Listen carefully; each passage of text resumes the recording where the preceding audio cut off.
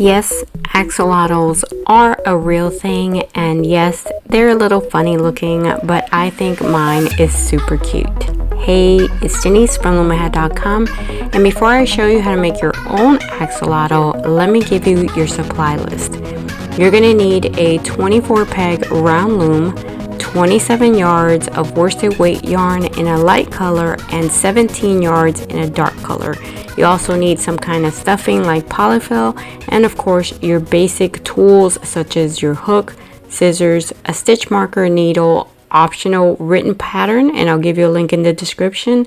And to add eyes, you'll need floss or safety eyes. Alright, without further ado, let's begin with a drawstring cast on of 8 pegs. First, we need to secure the yarn to the anchor peg, and I'm going to use a simple knot. You can use a slip knot if you're more comfortable. And then the direction that you're going to go, either left to right or right to left, does not matter. It has no effect on the pattern. So count off 8 pegs in the direction that you're going. In other words, you're going to skip pegs 1 through 8, and you're going to start your drawstring cast on peg 9.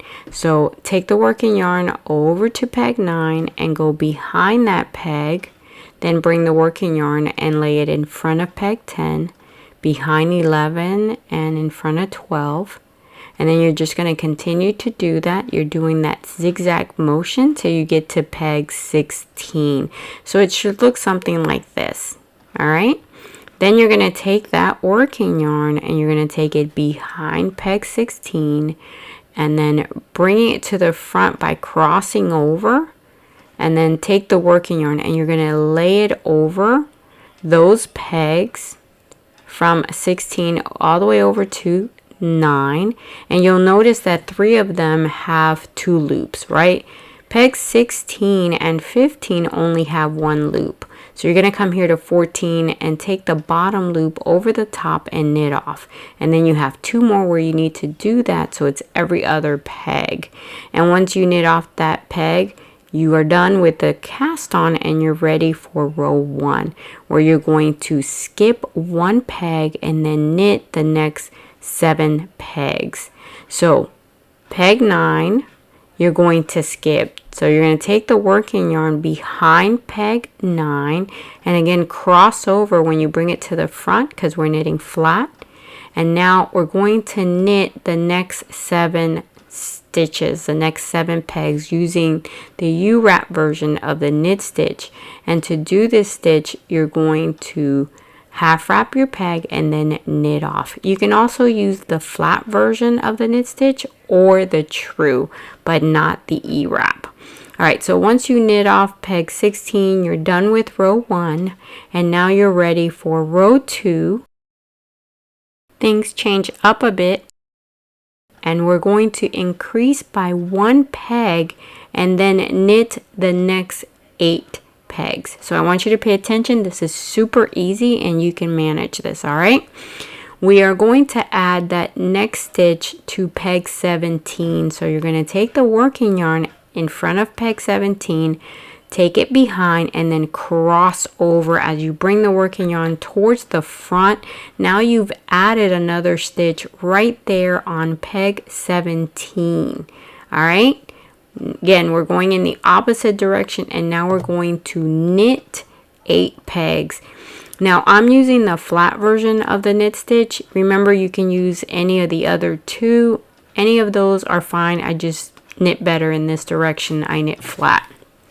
Alright, now you can take your knot off the anchor peg because your yarn is secure. It's fine. You don't need it anymore, and you want to make sure you don't mess up with that. Alright, now we're ready for row 3. And we're going to basically do the same thing we did in row 2. We're going to increase by 1 and then knit the row. Since we've already increased by 1, we're now going to knit 9 instead of 8, which is what we did on row 2. So here on peg 8, we're going to increase by 1, just like we did before, going from the front to the back and cross over. And it's that easy. You've now increased by 1 stitch the row. And then you're just going to knit the next 9 stitches, which is the 9 pegs that have stitches on them. You're going to knit those next 9 pegs. So you increase by 1 stitch and now you knit 9. All right, there you go. You see that you knit that stitch that you increased before. Now from rows 4 through 17, all you're going to do is continue to increase by 1 and then knit the row. It's the same thing you did on row 2 and row 3. You're going to continue to do this for rows 4 through 17. First, you increase by 1 stitch and then you knit the row. So there's the new stitch that you added to peg 8, and then you knit all the way till you got to here, and now you're ready for this new stitch, and then you're going to go add a new one here, and then come back, add a new one there, and then a new one here. And you're just going to continue to do that, right? So I'm going to let you watch me do a little bit of more of this knitting while you listen to this cute little song.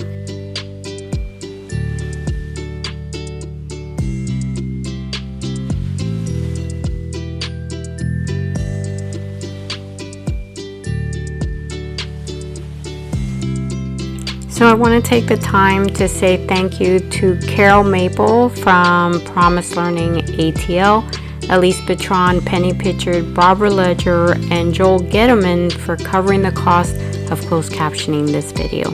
Thank you guys. So once you have stitches on all of your pegs, you're going to go ahead and knit back until you're on peg 24. And at that point, you're done with knitting flat. So now we're going to do something a little different, and that is to connect the 2 sides so that we can then knit in the round for rows 18 through 40, where we will then start just knitting all 24 pegs but knitting in the round. We've been working flat, in other words back and forth, so there's an opening right here that we want to close. So you take the working yarn and put it over the existing loop right here, and then you're going to take that bottom loop over the top and knit off. And it's that simple. Now that opening is closed, and so we're going to be knitting in the round from this point on, and you will be knitting all 24 pegs. So just like before, I'm going to be using the U-wrap version and the knit stitch. Remember, you can use the flat or the true, but not the E-wrap. By the way, when you purchase the pattern, I'm including these really cute adoption cards that I think will make gift giving your axolotl extra special. Alright, just continue knitting in the round. Remember that you need 40 rows in total. Once you're done knitting all your rows, you're ready for the cast off, and we're going to use the flat drawstring cast off. So take the working yarn and you're going to wrap it around the loom at least a little bit more than 1 complete turn. Then take your scissors, you're going to cut that working yarn, and then get your hook, and starting with peg 1 from the top, you're going to scoop up the working yarn and feed it through that loop. Then you're going to go behind peg 2, come back to the front in front of peg 3 and scoop it up and feed it through, behind 4, scoop it up and feed it through 5, and continue doing that. You are feeding the working yarn through every other peg. Once you've gone through your whole loom, then you're going to start to remove the loops from the pegs where you fed the working yarn through it, right? The ones that don't have working yarn through them, you're going to leave those loops on the pegs. So you'll see that it's every other peg. Now pull on the drawstring just a little bit, just to tighten things up a little bit. Now you're going to get a loose strand of yarn, and you're going to attach it to the anchor peg. And this strand of yarn should be enough to go around the loom a little bit more than one turn. And then you see that this peg right here has a loop on it. So you're going to take your hook, and from the top, you're going to scoop up the yarn and feed it through that loop. And you see that again, you have loops on every other peg. So this time you're feeding this working yarn through the loops that are still left on your, through the loops that are still left on your peg, which is every other loop. And once you've done all of them, you can then take the knot off the anchor peg and then take the loops off the peg. And make a little knot on the previous one so you can tell one drawstring from the other, and you'll see why you need to do this. You don't need to, but it's going to be your best bet. All right, now you've taken all the loops off your loom, your project is off, and now what you need to do is stretch those stitches. This is very important. You see how different the stitches look when you stretch them. That's why this is so important. Do not leave this out. It's not going to look right. Stretch your stitches, all of them, and stretch them well. Okay, now once you're done with that, you want to find that top part, and you want to find the drawstring that has a little knot on it. That's the first one that you're going to pull on, because you want the inside. There's basically two rows of cast off. So the inside one was the first one that you did, and it had the little knot, and that's what you want to do. You want to pull on that drawstring and then pull on the other one. So first the inside drawstring, and then the one that you did last. Okay, so once you pull on that first one, you can feed it through the little hole and bring it to the other side, to the inside of your project, and then you'll see, you can clearly see the two layers of cast off, right? You see the inside one you've already closed, and now that second layer. Once you feel like you've done good enough, then just put the strings through the hole to the other side to hide all of these strings, and pull on them, and you'll see that the little hole starts to close. And what you're seeing on the top part right here is only half of them. The other half are inside on that first layer. That's what's so cool about this drawstring. Then tighten them real good. You can then make a knot, and you see how nice and closed your top is. So you want this nice, closed, and flat. All right, your cast off is done, and now you're ready for the next part.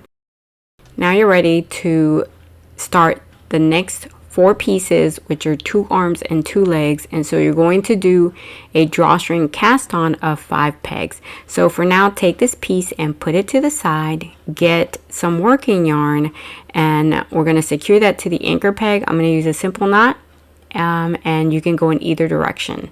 We're going to drawstring, so behind peg 1, in front of 2, behind 3, in front of 4, and behind 5, and then take the working yarn and you're going to lay it loosely over all 5 pegs, and you're going to knit off those 2 pegs that have 2 loops. Knit them off, and now you're done with your cast on, and you're ready for row 1, where you're going to skip that first peg and then knit the next 4, because remember, peg 1 does not have a loop. So take it behind and cross over in order to bring your yarn to the front, and then using the U-wrap version of the knit stitch, you're going to knit those 4 pegs.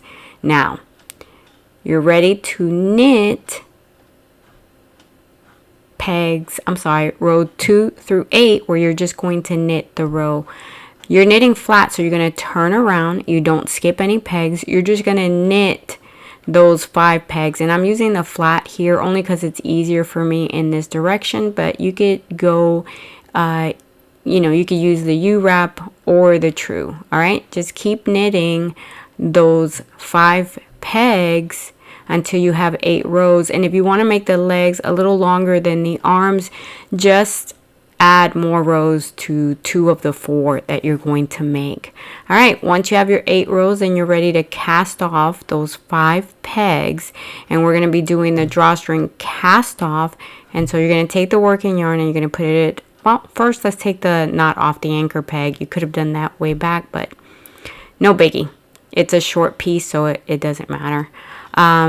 First, you're going to cut the string off, so stretch it out at least 6 pegs and then cut the working yarn.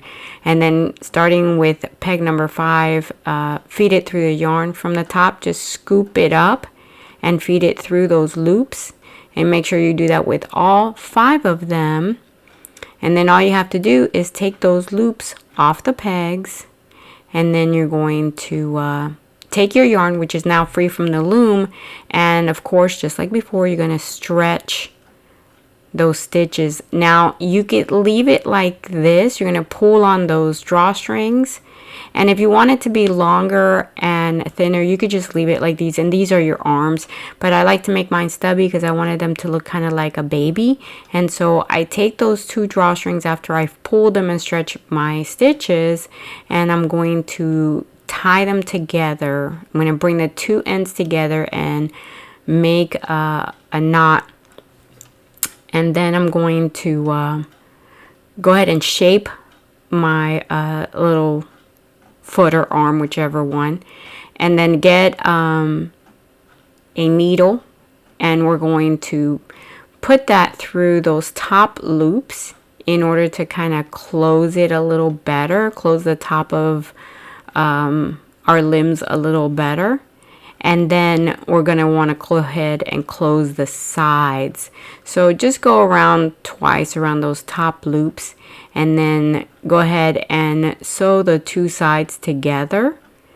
You don't really need to do this. I just find that it looks neater when I do. So make sure you do, if you're going to do this, do both sides, and then just bring that working yarn up through inside and then up the top, and then it's secure. Now you could use those strings to tie the little feet and legs to the doll.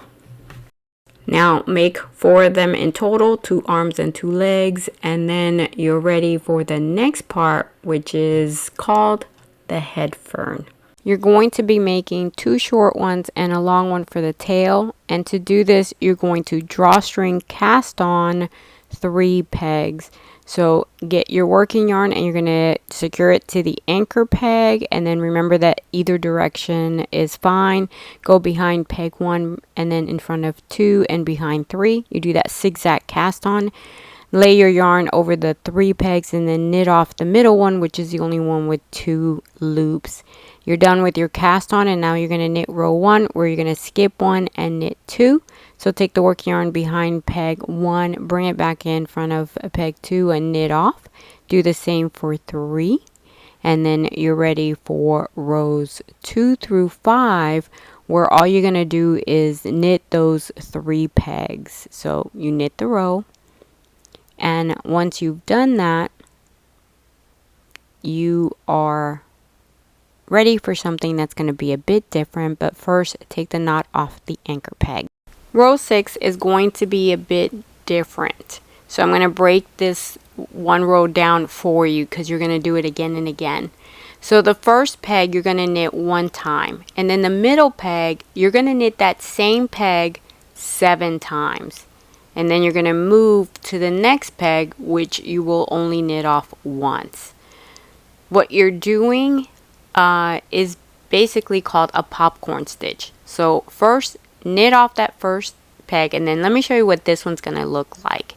Again, it's a popcorn stitch, so it's going to look like bumps, and in between the bumps there are rows of stitches, of regular rows.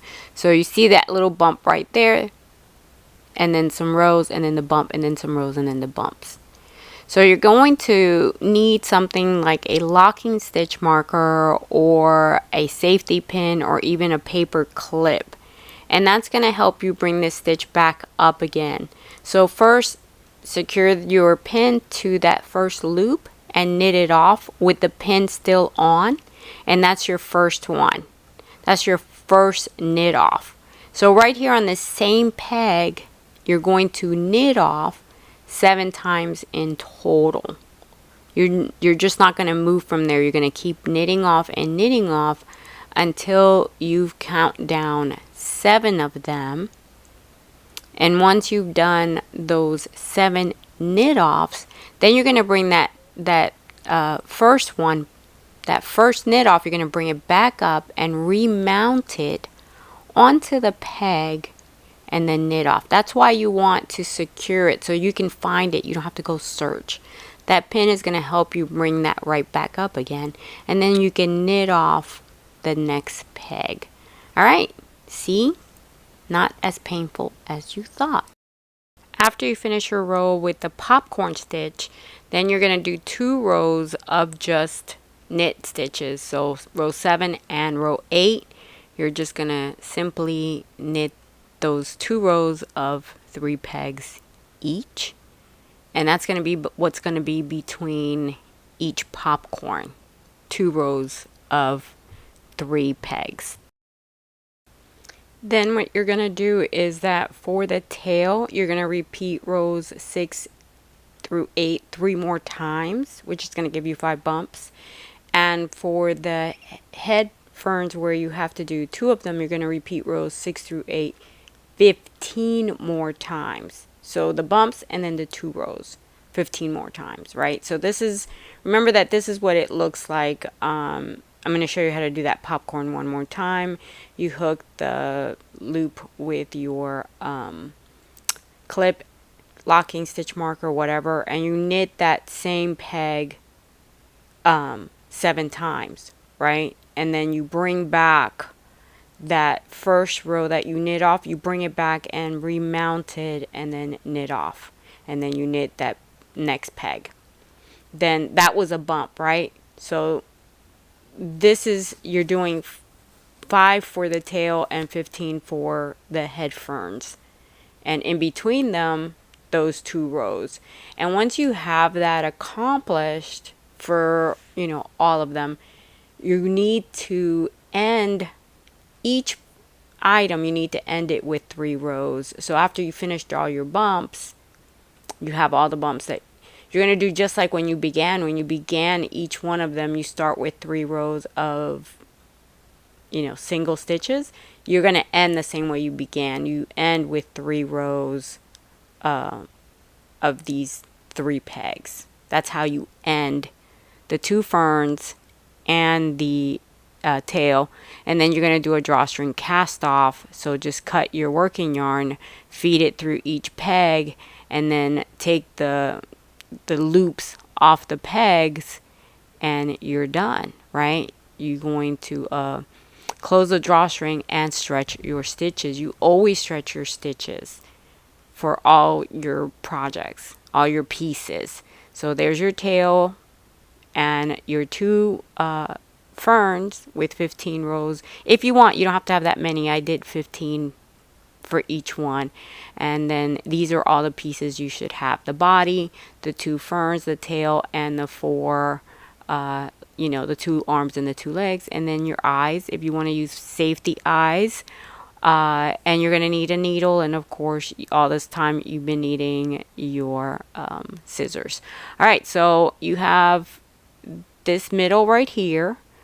Make sure you're facing the right direction. You want the longer part with the tail, is you want that to be where your face is. So you found the middle, you put your eyes where you feel you want them. I like to put them right down the middle. I did change this later on, where I placed my eyes.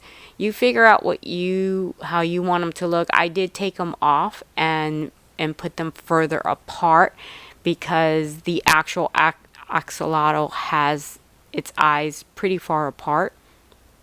So I took these off, which was a mission. I should have recorded it. And then you want to take this and you want to pull on that drawstring on the tail, on the tip of the body. You want to close that in, and you want to take off these extra, wherever there's extra working yarn, you want to take that off, and then go ahead and pull on the drawstring. a little, and then fill your body up with the polyfill, and you pull on that drawstring again. I had taken out the polyfill because I wanted to shape it a little better. You want to fill it so that it's nicely shaped. If you feel that your polyfill is shows up too much, then add less of it until you have enough of a face and body that you can shape well. Okay, you see how I'm doing that here? And then we're going to close this up. We're going to close that body up right through here. You're going to close that in. So you bring those two sides. Now I'm using locking stitch markers to close mine up because I want to make sure I keep it nicely shaped. If you want to sew them without the locking stitch markers first, that's fine. I find that this works better when I do it this way, when I put these locking stitch markers along the project, and I'm bringing the two sides in nicely that I want to sew, and I pull on that drawstring until the bottom is kind of curving in. I hope that makes sense, because you want to sew these two sides nicely. So I'm looking at how it's gonna look. It kind of looks like almost like a ghost. In fact, you can turn this little body into a ghost if you want to do that for Halloween. It would make a nice one. And then tighten the head. You wanna create that head by taking a loose strand of yarn and making a really tight knot to create that head. And you want the head to look a little bigger because that's the way axolotls look. And then shape it again, make sure it looks the way you want it to look. Tighten it some more. And then you want to get your needle and thread your needle with that bottom working yarn, and then you're going to go around it because you want to finish closing it up from the very tip. You want to start all the way at the bottom at the very tip, and then work your way upward. So having these two sides together like this is going to make it easier for you to sew, in that you're not struggling to keep your two sides together, because the other locking stitch markers basically keep it together. So you see how I'm going from side to side, and then I go up, but I'm also curving the fabric inward so that those ugly loose ones are like folded in. I hope you can see that I'm folding in the stitches I don't want to show because they come out a little loose. When you do that increase, it kind of loosens the some of the stitches, and then you want to kind of go back and reinforce everything to make sure it's nicely closed up and it looks neat. So after you are done sewing the back, which is basically all the sewing you have to do, then it's time to put the tail in. And this is how I decided to add the tail to my project, going from side to side and then making a knot with the two sides, and then I'm going to sew in. Using that, I'm going to sew in all of it, right? Not just the tips. I'm going to sew all of it onto here. So I'll even get a separate strand of yarn to make sure that it's secure, because you don't want a kid to pull this. And by the way, you can feel free to knit this with two strands of yarn as one.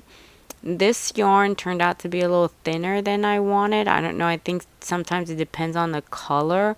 You'll see that the yarn turns out a little thinner and you can see inside more. The green one is only one strand of yarn, just like this one, and you can't really see the inside as much. So, you know, if it makes you feel more comfortable, knit with 2 yarns as one. For me, this was okay because I'm not giving it to any little kids. So I didn't have to worry about that. If for you that's a problem, then, you know, knit with 2 strands is one. All right, now to do the ear ferns, you have to make like little crowns. And so I fold it into 3 and then use my needle to keep them together so they form like that crown, because it's really weird, but it's like they need a crown on each side. And so this is how I make sure that it stays in that shape when I go to connect it to the doll, right? I've already shaped them.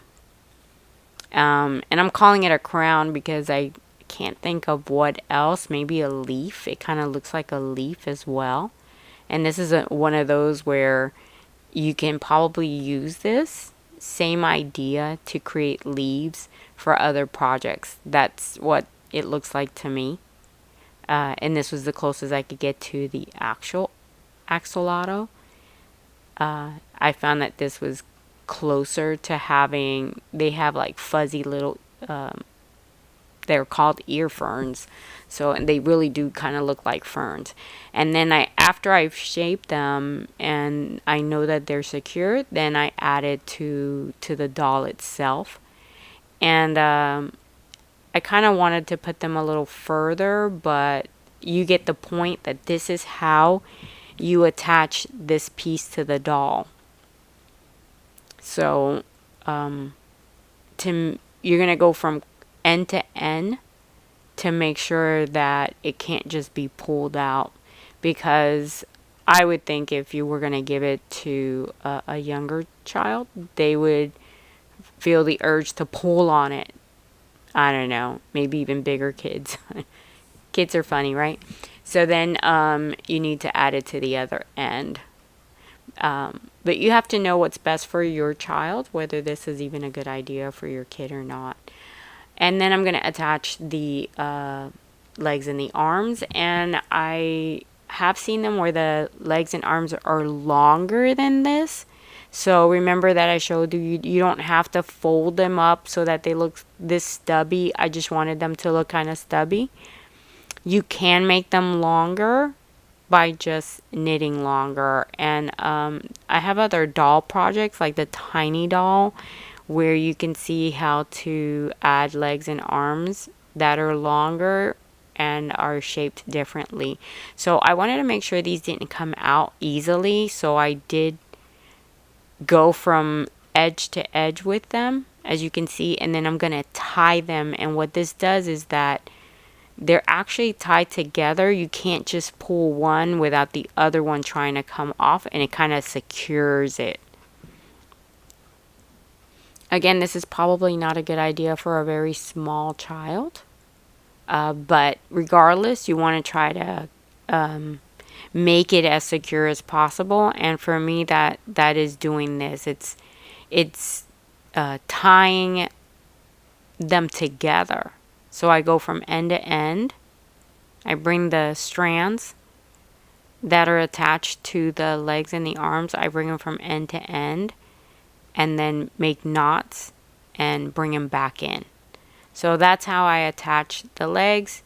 You can attach the arms and then go back and, of course, take off all of the extra strands. Actually, another good idea is to just put them inside the actual doll instead of cutting them off, and that kind of helps secure as well. And then add a little tint. It's actually supposed to go a little higher up on the eyes, and so I made some changes to that as well. But you do what you think looks good. As you can see, I did change the eyes because I did want them further apart, and the other axolotl I actually sewed on the eyes. All right guys, I hope you make your own in the color that you like. They're normally pink, but I kind of wanted to go outside of that. Check me out on Instagram. I'll be putting the pink one there later on.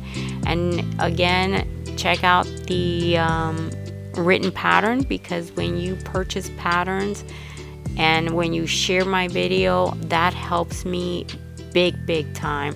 All right, my Lumas, big hugs, lots of kisses, and come back and loom with me again.